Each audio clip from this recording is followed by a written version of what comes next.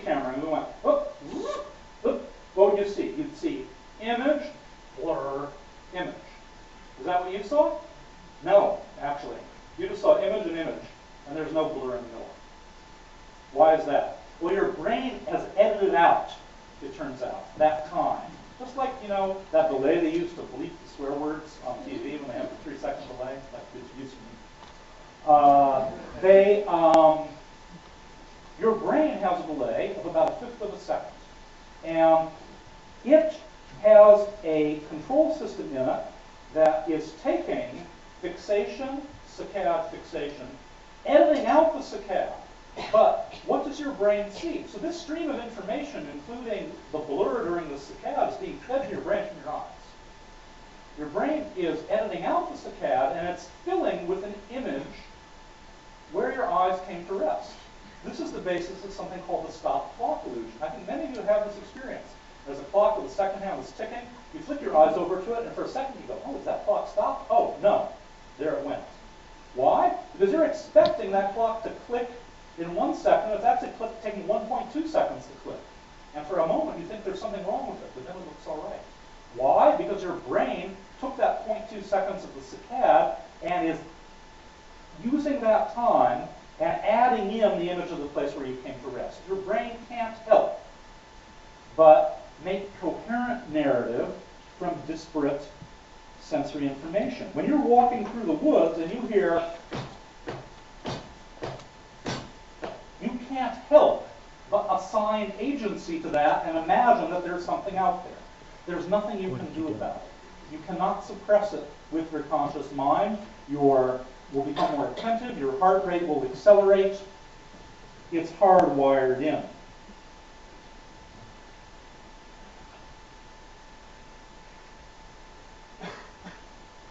Perhaps the best example of the brain making a story that makes sense out of disparate information comes from a set of neurological patients where the brain is split as a result of accident. So normally there are two hemispheres of the brain and they communicate with each other very strongly. You split brain patients here lack most of these connections. And so what normally happens? Well, your left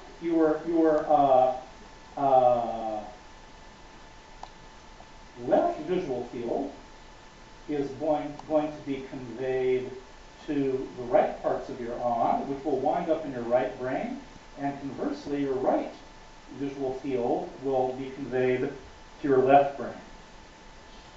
Now, normally, these two parts of the brain can talk to each other. In split brain patients, they can't. I'm going to read you some text to illustrate this experiment. The reason I'm reading it is because there are details in it which I always get wrong when I try to do it extemporaneously.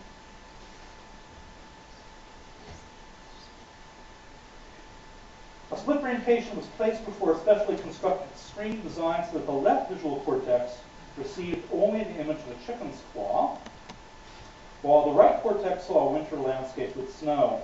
When asked to pick a card with an image to match, the right cortex, which controls the left hand, picked a shovel to go with the theme of snow, while the left cortex, which controls the right hand, picked an image of a chicken to go with the claw.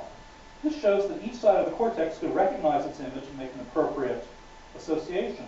When the patient was asked why he chose these two images, the response came from the left side. Now, the left side is the only side of the cortex that can speak. The right side is mute. The response was, oh, that's simple.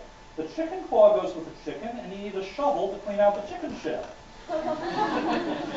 Now, let's think carefully about what's happening here. The left brain saw the chicken claw, but not the snow scene.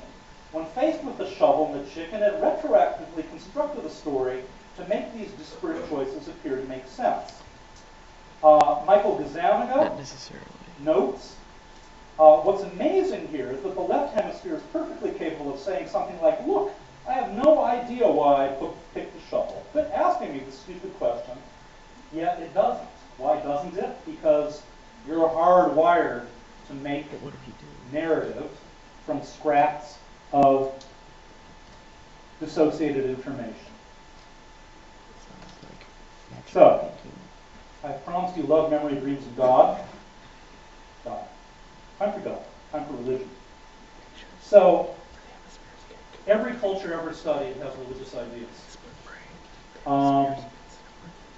Many cultures don't have a word for religion. We're rather unusual in the sense that religion is something we dissociate. It's not just part of our everyday life. We have a special place we go to church, we go to temple, we pray, and then we go back to the lab, or we go to school, we do our other things, and we're mostly not dealing with religious ideas. Most cultures aren't like that.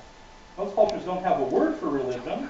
They think it's just kind of a crazy idea. What we would call religious ideas, they would say it's just what we do every day. Here are some religious ideas from around the world. Invisible souls of dead people lurk everywhere. They must be pacified with offerings of food and drink, or they'll make you sick. There's only been one woman in history who has given birth without having sex, and we worship her for that reason. After you die, you'll come back to earth in either a higher or lower form, depending on how you follow the set of rules in this life. There's a shaman in our village who will dance until his soul leaves his body and goes to the land of the dead. When he returns, he will bring messages from our ancestors who have become all-seeing gods. There's one God who is all-powerful and all-knowing and who can hear your thoughts. You can pray to our God in a temple or anywhere else. So this gives you some of the sense of diversity of religious ideas. And so why do all human cultures have religion? Now, not everyone is religious, but on average, religion is something that humans do. It's a universal, like language and music.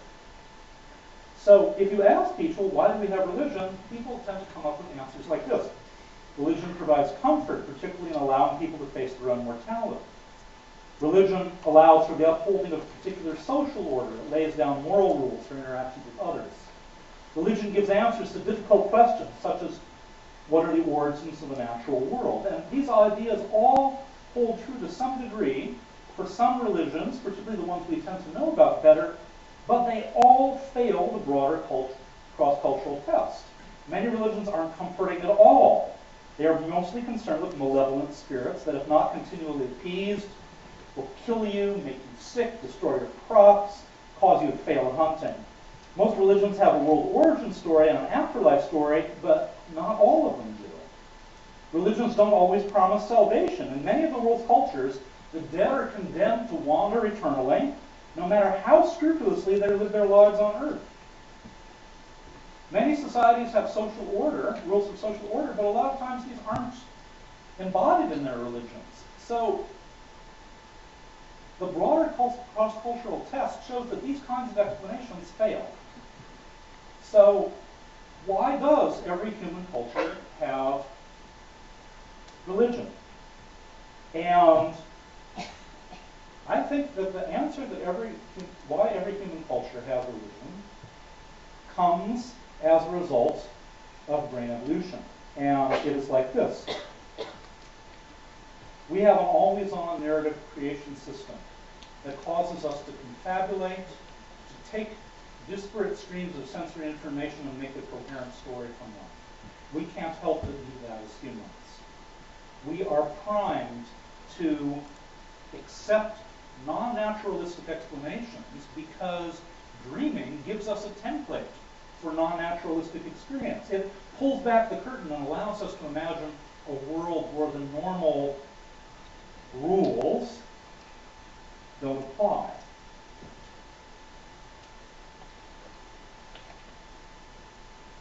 So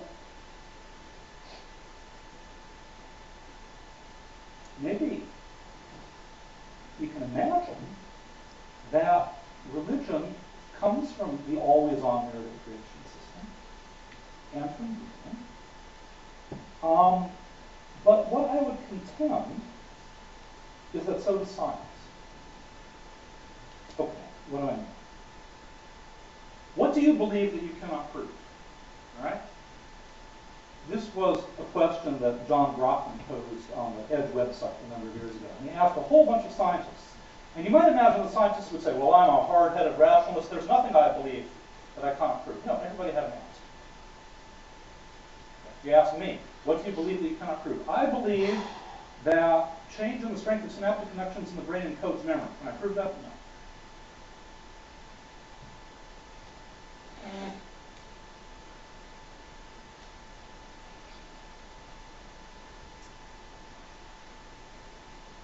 Science and religion are two branches of the same cognitive stream.